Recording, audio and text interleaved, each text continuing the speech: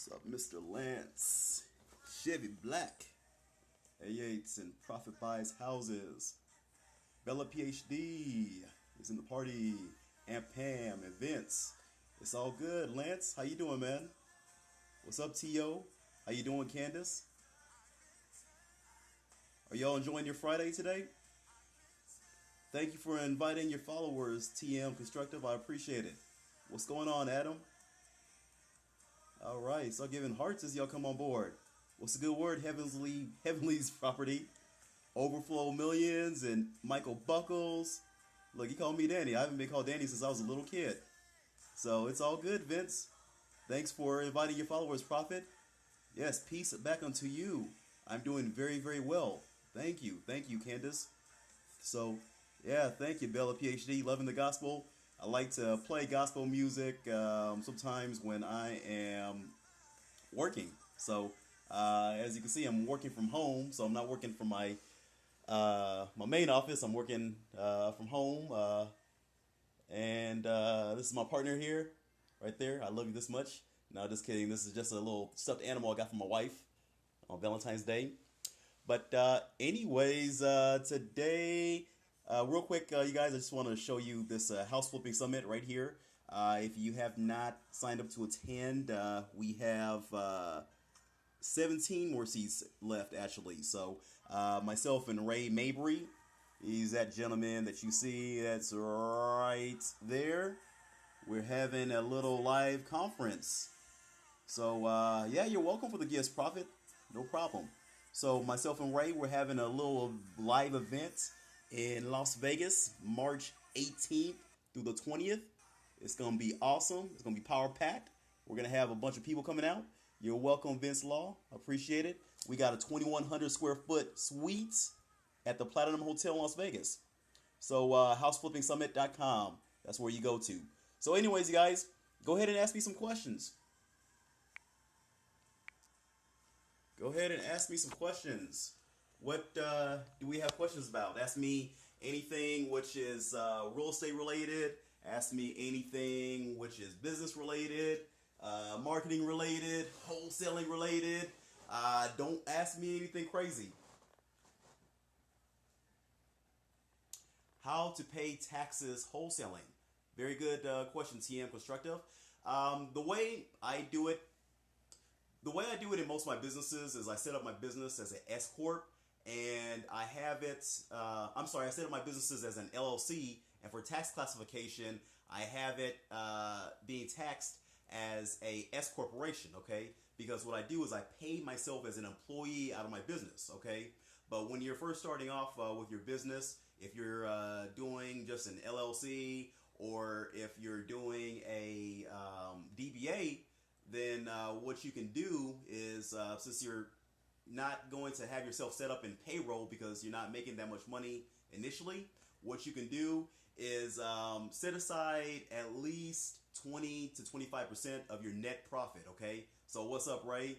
Set aside at least 20 to 25% of your net profit, okay? So if you make, let's say, let's say you make $20,000 off of a deal, right? And you spent $2,000 to get that deal, all right? That leaves you with a net profit of $18,000, okay? So take 20% of that. 20% of $18,000 is $3,600, I believe, and set that aside in a savings account, okay? And then this is what you're gonna. This is what's gonna be your tax withholding. And then when the quarterlies come, go ahead and get with your tax attorney or whoever does your taxes, and make sure you pay your quarterly taxes. So set aside at least 20% of your net profits for taxes. Next question. Look, I sound like a tax attorney, don't I? I sound like I've been doing this for a while. Adam asks, what's the best boots on the ground partner to have when virtual wholesaling? Basically, Adam, you need to have somebody on the ground, anybody who's trustworthy, anybody who is worth his or her own weight in salt, who can get the business done. You need them on your team, okay? So it could be another wholesaler, it could be a realtor, okay? I'm not sure if I answered your question accurately, but make sure it's somebody who's going to be credible, and make sure it's going to be somebody who actually does their job, okay? You don't want anybody who's going to make you a bunch of empty promises and not keep it. Next question. And go ahead and give me those hearts, you guys, and go ahead and share this with your followers and whatnot. So Adam says, you did. Thank you. I've thought about using a handyman. Yeah, you can use a handyman. Just pay him a little bit of money to take pictures or whatnot. Vince says, do you have a phone scripts when speaking with sellers? Yeah, it's good to have a guide to use when you're talking with a seller. I don't have a script where I just look at it and I read the words verbatim. You don't want to do that just because you're not going to sound good when you're saying that, okay? That's not going to sound very conversational when you're speaking with a motivated seller, okay? So what you want to do is you want to have guides and a script which tells you what to say. So the first thing that you say when you get on the phone with the seller is you just jump on the phone with them and ring, ring, ring. Hey, how you doing, Sally? This is Daniel. I'm actually giving you a call back. You had called me and left me a message about the house that you're wanting to sell. Oh, yeah. I was trying to sell this house. Yeah. I was thinking about maybe selling it for X amount of dollars, $20,000 or $30,000. Okay, I see. Where'd you get that number from? I got it from Zillow, or I got it from my neighbors. Just sold their house recently for that price. Okay, well, totally understand. Well, let me ask you this, Sally. Why are you wanting to sell your house? You know, it looks like it's a good house. What's your reason for selling it? Oh, I need to do this. I need to do that. I need to move or whatnot. You know, basically, you guys, what you're doing is you're getting into a conversation with the sellers, and you're just trying to see what their point is, why they are wanting to sell their property, okay? And before you can craft them a solution, that you first must understand what their pain points are, okay? And then from that point, you guys, you'll go on to the, hey, what's the lowest cash offer you'd accept for your house? That type of jazz. So, next question. You can keep on giving me them hearts. I'm going to talk to y'all until I have to go pick up my son. So, thank you for the love, Vince Law. So, look, it is 5:30 my time. I got like 15 more minutes before I have to pick up my son. Candace says, list source to make cold calls. Craigslist and... Okay, so if you're making cold calls, I'm assuming that you're making cold calls to for sale by owners or maybe expired listings off of MLS. You can get them from, you can get it off of Craigslist. Go to the for sale by owners section of Craigslist. That's a real good source. And you can even go to Zillow and look up those for sale by owners. Look up properties which are in the lower price realm of being a good deal. Don't try and go after properties which are like totally high priced. Art of Reality says use white pages. So that's another good thing to do. So I've never actually done cold calling. I always just pay for my marketing. Alrighty, TM Constructive says, does anybody use TLO? So I don't use TLO, but many people live and die by TLO. What TLO is it's a website which allows you to skip trace. So whenever you send out direct mail to, you're welcome, Candace. Whenever you send out direct mail to absentee owners, a lot of times, probably 10 to 15% of your mail may come back. You know, it kind of depends on what market you're in, okay? And so it's good to be able to skip trace or search a person's name and their information to see if you can find a better, more accurate address for them or phone number, or find what relatives are related to them, okay? The only thing with TLO is it's a little bit hard to get in. So if you're having trouble getting in, then go ahead and try and Facebook the person. Go ahead and try to use peoplesmart.com, all that stuff. So heart me up, you guys. I'm loving it. It's Friday, TGIF. I'm loving the hearts and the love, all right? I see green hearts and brown hearts and red hearts. So go ahead and ask me another question. Can you role play as you have to cancel a contract due to the numbers don't work out? Asks Paul. Yeah. Seller, the numbers don't work. I'm exiting this contract. You suck. No, you don't say all that. But you say it in a nice way, but you just call them up and you just say, hey, Bill, this is Daniel. Hey, you know what? I have pushed your property to all of my funding partners, and they were really, really beating me down on price, and I was really, really trying to get them to the numbers that we needed to get them at, but they were not budging. And I mean, the highest that any of my funny partners would go for your property was $48,000. I mean, if we can do your contract for $48,000, then my funny partners will move on the house. But if not, Paul, then yeah, we definitely have to cancel this contract, man. So I don't know. Are you able to go down to $48,000?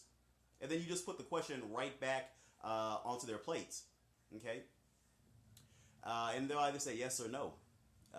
Mike Ray joined. What's up? TD Choice asks how to set up a automatic marketing system for wholesaling. Okay, so if you're setting up automatic marketing for wholesaling, and it kind of depends on what you're doing. If you're doing bandit signs, then you can just hire somebody off of Craigslist to put out your bandit signs every week.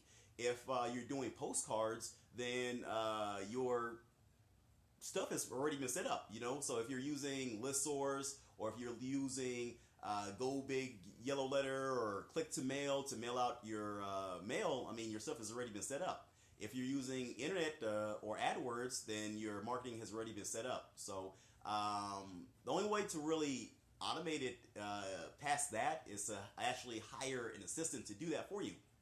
So it is 5:35. I got like 10 more minutes. I'm loving this party.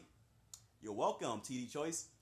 How long does it take for a woodchuck to chuck wood if a woodchuck could chuck wood?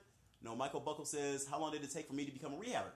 Okay, so funny story with me becoming a rehabber is I became a rehabber by accident. So we got a TV show. They obviously said that wholesaling was not sexy. And I mean, if you have a show airing on national television, wholesaling probably wouldn't be sexy. It's not sexy looking at somebody put out a bunch of bandit signs and send yellow letters. That's very, very dull and boring. So they wanted the sexy side of real estate investing. I'm saying sexy a lot, aren't I? But anyways, that's how I got into it. And whenever you're doing a national TV show, all types of people will jump out of the woodwork to want to work with you, okay? Because it's in their best interest to be affiliated with you, okay? So I had no issues whatsoever getting people that wanted to lend me money, work with me, give me discounts and whatnot.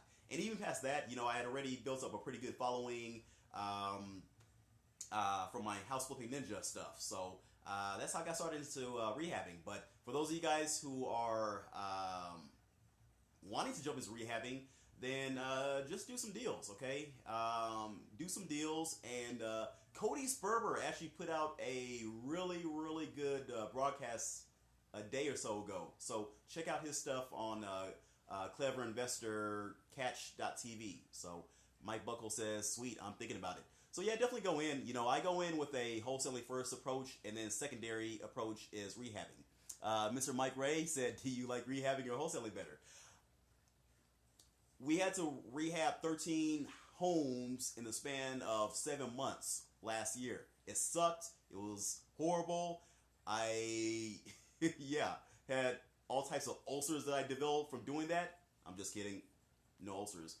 But anyways, my philosophy, it was very stressful. Yeah.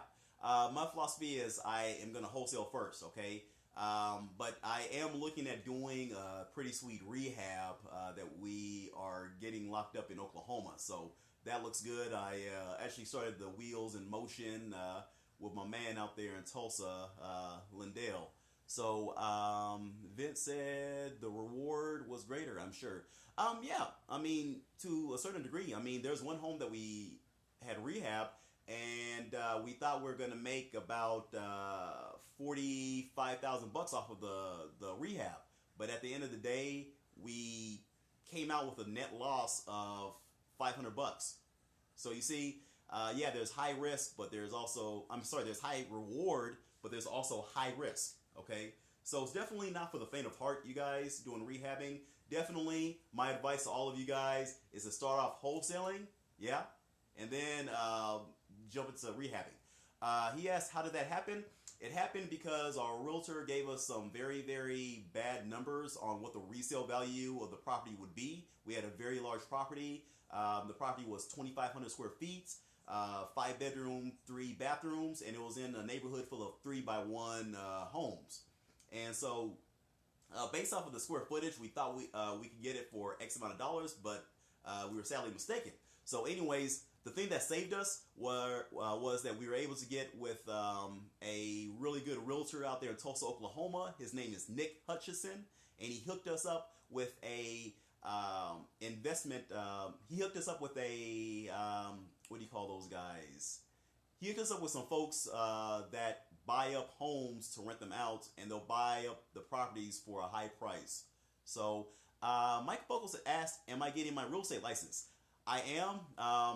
I am going about it very slowly, so I'm actually probably here in the next month or so going to sign up to go into the in-class meetings. So I'm very busy with my time, and so I tried taking the online course by myself, but that wasn't happening because I'm too busy.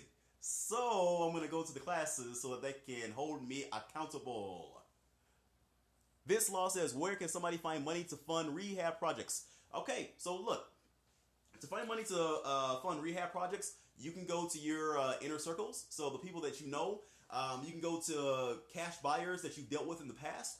You can go to your parents, your aunts, your uncles, everybody that you know, your bosses, anybody who has money, and let them know, hey, I'm doing real estate and I need $80,000. I'm trying to get this house. I plan on selling it for this amount of money. And yeah, that's how you start off. And if you can't get anybody like that, then you can go to hard money lenders. They're going to charge you an arm and a leg to lend you the money. But at the end of the day, even if they charge you, let's say, $5,000 for you to make $20,000, that's still a net profit of $15,000 to you that you would not have made if it wasn't for them. So congratulations to you, Mike, for taking your real estate test. Hope you passed it with flying colors. All right, next question. Heart me up, you guys. Heart me up. Heart it up, y'all. Heart it up, y'all. How are you doing, Peak Mindset? All right. Vince Law says, do you have any course on lease options and subject to? I do not at the time. Right now, I plan on developing one in the future. What I would do is I would team up with somebody who's an expert, somebody like Mike Buckles. Hint. Mike Buckles is a pretty good expert in lease options. Go ahead and type something in the comments, Mike, so everybody knows your Periscope username. I definitely recommend him. You can also read pretty much any book by Wendy Patton. She has some really, really sweet material on lease options. So it's 41 past the hour. I got like 4 minutes. Claude Diamond has a great source for lease options as well. All right. Peak Mindset says, I am trying to grow our business. How do you structure your team? Commission or hourly? I try to commission everybody. I try to structure everybody as commission who I bring on board. Okay. Jesse Pina, what's up? M Buckle 5. Thank you for inviting your Peak Mindset followers. I appreciate it. So, anyways, keep on hearting it up. Keep on sharing this with your friends. And I'm going to take 2 more questions. 2 more questions. What do you guys plan on doing tonight? What's good for Friday night in your neck of the woods?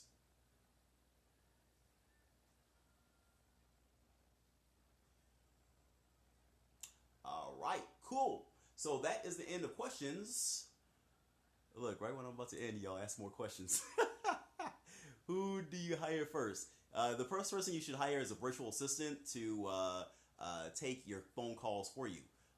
Somebody said that they're snowed in, and somebody said that they're building their marketing. Good. So that's great. I know that working your marketing is the best thing that you can do for your business. So anyways, hey, y'all, it was great spending some time with you today. I'm going to go ahead and sign out. But remember to check out houseflippingsummit.com, houseflippingsummit.com. Myself, Ray Mabry, we're doing a live event. It's going to be killer. We're going to give you guys an action plan to start off your business in whatever city you're in. It's going to be an excellent place for you guys to network with each other. We're going to give you some ninja tactics on marketing. We're going to tell you how to negotiate. We're going to tell you how to kick butt and take names later and put money in your pocket. So anyways, enjoy the rest of your Friday, and I'll see y'all later. Yes, I will see you, Art of Reality.